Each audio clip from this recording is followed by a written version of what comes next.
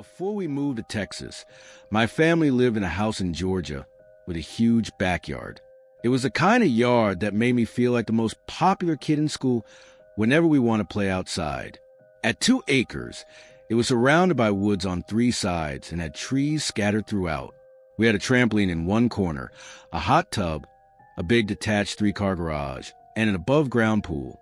For a middle-class neighborhood, it felt like we had everything. There was enough open grass for any sport, soccer, baseball, football, and we even played hide-and-seek or manhunt, as we called it. One Friday in 6th grade, my friends and I decided to have a backyard campout. It was me, Mike, another Mike, who I'll call Michael, and Jason. We were all 11 or 12, so we needed our parents' permission. But since it was a Friday, everyone said yes. My family had plenty of camping gear, including 2 tents big enough to fit 2 kids each. The plan was for my friends to arrive around 5 o'clock, so we could play sports first. We had 2 soccer nets set up, so we played 2-on-2 for about half an hour. Then we switched to baseball for another 30 minutes before taking a break. Around 6:30 or 7 o'clock, my parents ordered pizza. By then the sun was starting to go down, so we decided to set up the tents before it got dark. I had just learned how to set up tents in Boy Scouts, so I did most of the work while my friends helped a little. By the time we were done, it was dark enough for our favorite game, manhunt. The backyard lights gave off a nice glow, but there were a million hiding spots. We played in pairs. Mike and I hid first, while Michael and Jason hunted. Our goal was to reach the home base at the back door of the house. No camping by the door allowed. The trampoline was in the far corner near the woods, so I crawled under to hide. When the hunters started, they blew a whistle, which was the signal. I stayed under the trampoline, watching them search. My plan was to move to the hot tub, which was right next to the house. If I could make it there, I'd have a straight shot to the back door. When both Michael and Jason had their backs turned, I sprinted to the hot tub and ducked down. That's when I heard one of the trash bins on the side of the house almost topple over. Then the motion detecting light on the side of the house came on. From where I was hiding, I shouldn't have triggered that light. I peeked around the corner toward the side yard and saw a tall man in dark clothes speed walking toward the woods. It definitely wasn't my dad. I ran to my friends, called the game off, and told my dad. He came out, looked around the woods, then checked the street, but didn't find anything. He said we should sleep inside that night, which bummed us out. We went inside and played PlayStation instead. I told my friends again what I'd seen. Just some tall guy walking into the woods after almost knocking over our trash bins. We debated going back out to sleep in the tents anyway. What were the odds he'd still be out there hours later? After we finished playing, we went outside quietly so we wouldn't wake my dad. We weren't hiding it, but we didn't exactly announce it either. Mike and I shared one tent, and Michael and Jason shared the other.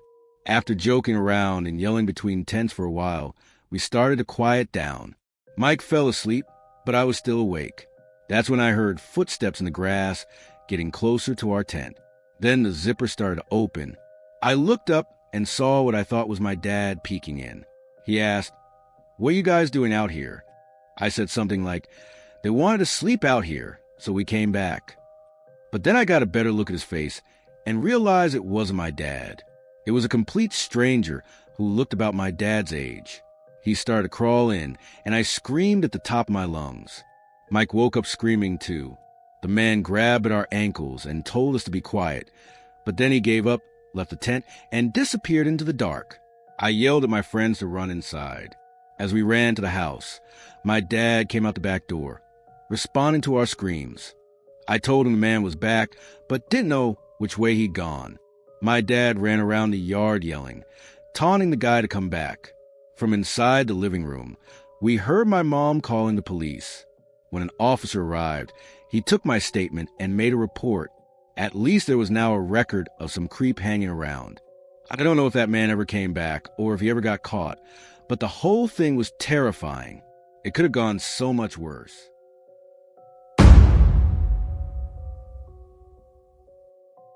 This happened a few years ago. Sometime in 2019, I was at a friend's house. I'll call her M. I was excited for the sleepover because I couldn't wait to talk about all the middle school drama. M's house was deep in the woods. I mean deep. Everywhere you looked was trees, and their nearest neighbor was about half a mile away. Behind the house was a cliff that dropped down to the ocean. The night started off pretty normal. Our friend Sam was there too. We played truth or dare, hide and seek, and other teenage games.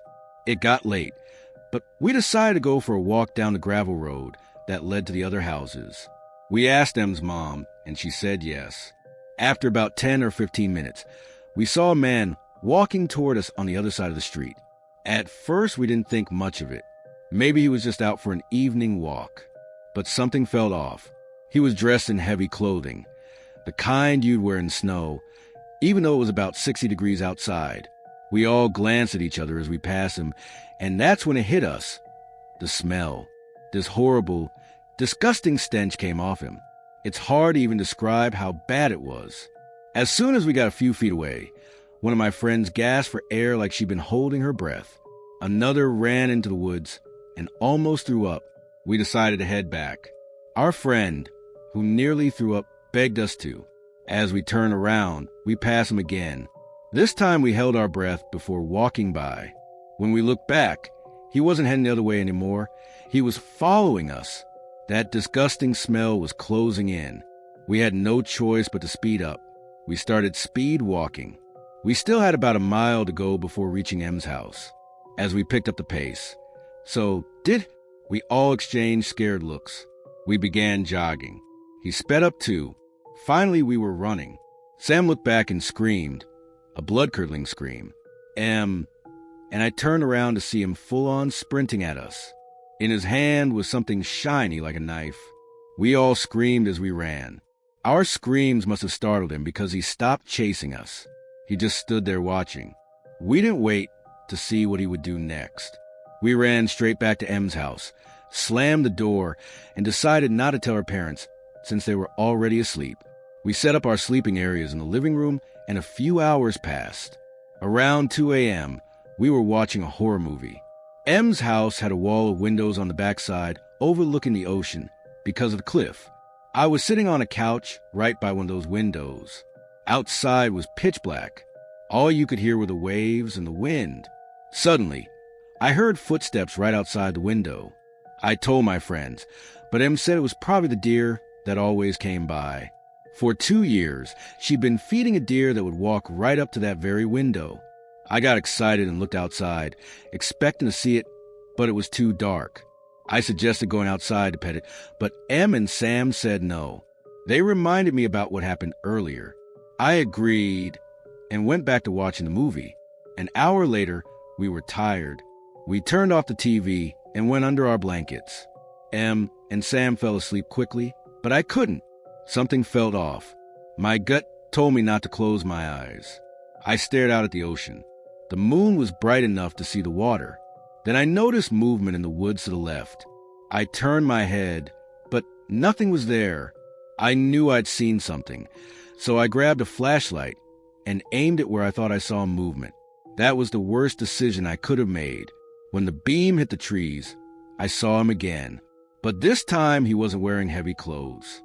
He was shirtless. I wasn't about to find out what else he wasn't wearing. I shook Em and Sam, trying to wake them. Sam woke up, but Em was a deep sleeper. I told Sam to look outside, but when she did, he was gone. Sam glared at me like I was just trying to scare her. I swore I wasn't. She went back to bed. By now it was about 4:30 a.m. It was still dark. I hadn't slept at all. I started to drift off when I heard a knock at the door. I nearly jumped off the couch. I knew I shouldn't open it, but curiosity got the best of me. I walked to the door and peeked through the peephole. No one was there. I told myself my mind was playing tricks on me and went back to the couch, pulling the blanket over my head.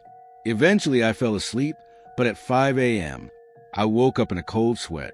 Something was wrong. My whole body was shaking. Then it hit me, that smell, that horrible stench. I nearly threw up. I sat up fast and heard footsteps coming toward me. I screamed. I flicked on the flashlight and saw him standing in the corner of the room. My scream woke Em and Sam. They started screaming too. The man bolted out of the house. M's parents came running down the stairs. We told them everything. M's mom called the cops while her dad grabbed a shotgun and walked down the road, looking for him. When the police arrived, they took our statements. Later, when I got home, my parents hugged me for what felt like hours. From that moment on, I wasn't allowed at sleepovers anymore. Only years later did I realize just how close we were being killed. The police eventually found the man. Inside the old shed we had dared each other to explore, they discovered 5 dead bodies. That stench on the man wasn't dirt or sweat. It was decaying flesh. And if things hadn't gone the way they did that night, my friends and I might have ended up in there too.